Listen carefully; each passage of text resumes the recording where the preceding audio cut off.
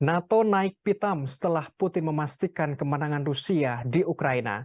NATO menyebut Vladimir Putin tidak bisa menang di medan perang. Sekjen NATO Jens Stoltenberg menerangkan Putin tidak menunjukkan tanda-tanda mempersiapkan perdamaian.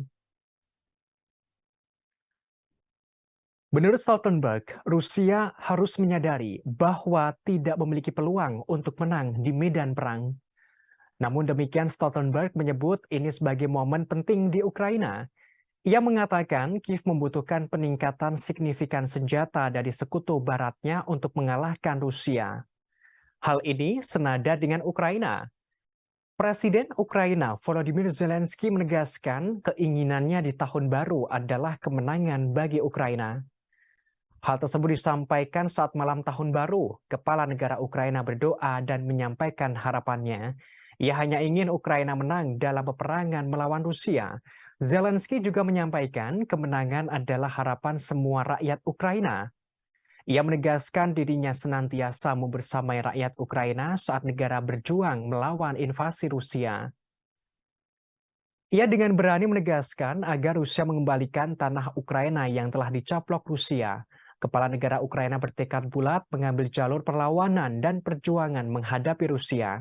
Bahkan Zelensky juga bersumpah untuk merebut kembali wilayah-wilayah yang saat ini masih diduduki Rusia.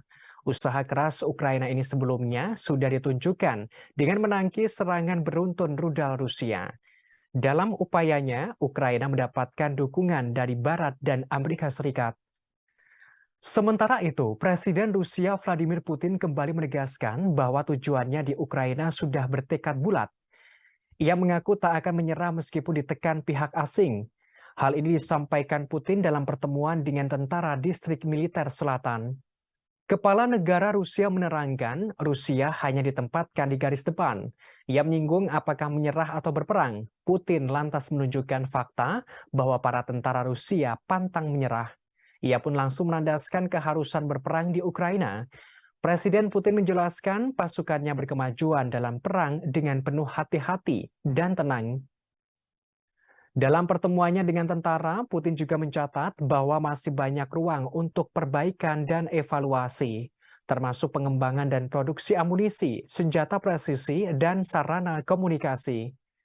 Selain itu, Presiden juga menyatakan pertempuran bersenjata tidak dapat dihindari dalam keadaan saat ini. Kendati begitu, dukungan aktif dari rakyat sangat penting. Ia mengaku tanpa dukungan rakyat Rusia tidak dapat hidup. Terima kasih sudah nonton.